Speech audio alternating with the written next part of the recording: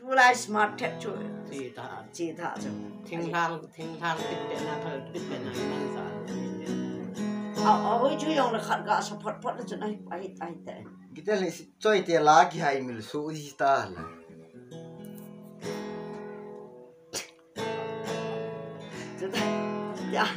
ya nung ngap cha lo be hello guys tu ai kana boy kun la sama hai kun sang he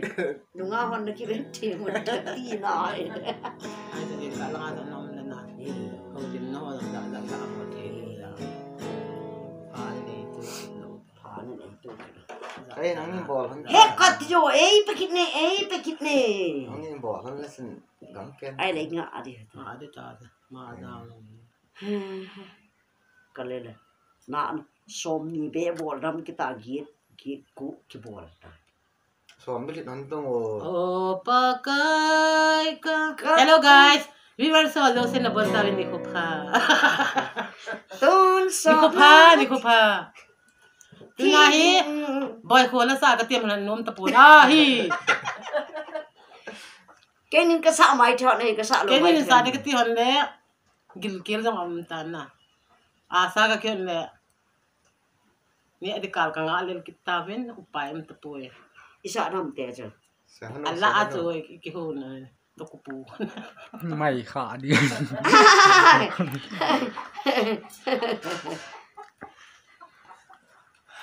asa ki hon vin tun sa ne diu hen jin ka le nga kan ki bun lam to pai ala ma ni ko loite ni sa lo ka ti ta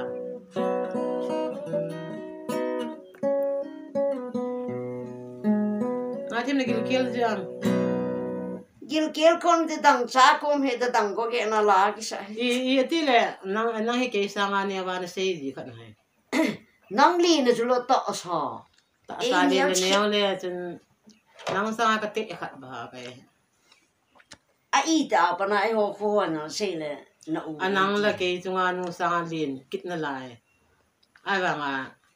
nang su ke sa nga ka sei kit i vet le nang hina han tu chu na i ta ba na ki hoi be sa na han tu le jong na le chu ta na bu ho dong wa wa e ti gu ni cha nang hoi ta da na boi te ki wo hi de se le phale 57 lang ki ta se ama he le boy ko ma he aji em no ba he la sa ang chu anti so nang pha zo lo mai the tu ni ta do de ka ti han le ki phalam thim ha anga ma no le le de ya na om lo ta ki teng kang za de ti ki phala ma he ka na bo ko he ai wang ke ni he anu te ni bu ka ne na nga wa ni ki mo he anu te ni ka an bo ve ke ni aji em lo ma nga mat chu aji em lo ta lo te le anga mat ho dong kan ka de he la ha som tong la ha kan ji ji chu he tun so na ti ding sa ai tha kam pa ga na na rang trai le jing jing ni le se te la hi le sin le na Israel na pui bang Israel na pui bang ni pui sing oh